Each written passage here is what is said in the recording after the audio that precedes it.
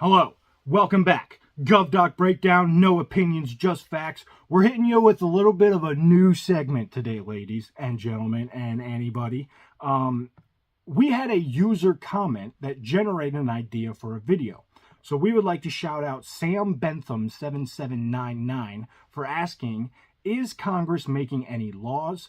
Do any of these orders get scrutinized by Congress? Has the lawmaking process changed? And this was in response to one of our videos on tariffs. So I think there may have been a little bit of sarcasm with those questions, but it did give us an idea about just going over the legality of these tariffs being imposed by the president. So generally, there's been a lot of talk about how Congress is the one with powers over tariffs. And technically speaking, that is correct. Under the U.S. Constitution, specifically Article 1, Section 8, Congress has the power to regulate commerce with foreign nations, which includes setting tariffs and trade policy. So, if this is the case, how has the president imposed these sweeping tariffs that he has? Three things we're going to go over here.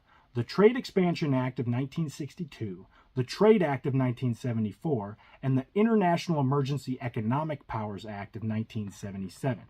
So we're going to start with the Trade Expansion Act of 1962, specifically Section 232, which allows the president to impose tariffs if the Department of Commerce finds that certain imports threaten national security. So the president used this to justify tariffs on things like steel and aluminum and auto imports, saying that dependence on foreign sources for these materials posed a security risk. So using that act is a national security situation, and that is the justification. So, on to the Trade Act of 1974, specifically Section 301.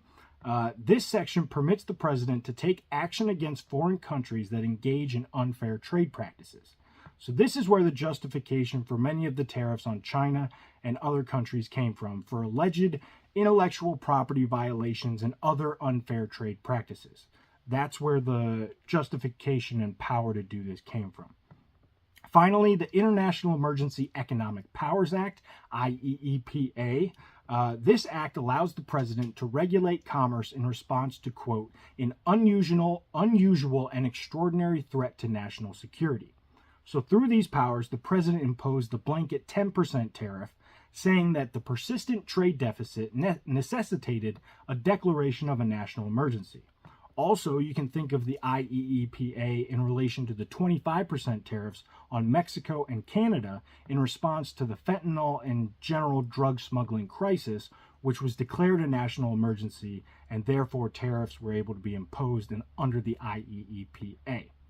So, those are the general ways in which these tariffs have been implemented. A key thing to note here is that there are many ongoing legal challenges against these actions, and critics generally point out that this blurs the line between national security and economic policy by bypassing the Congress's trade authority.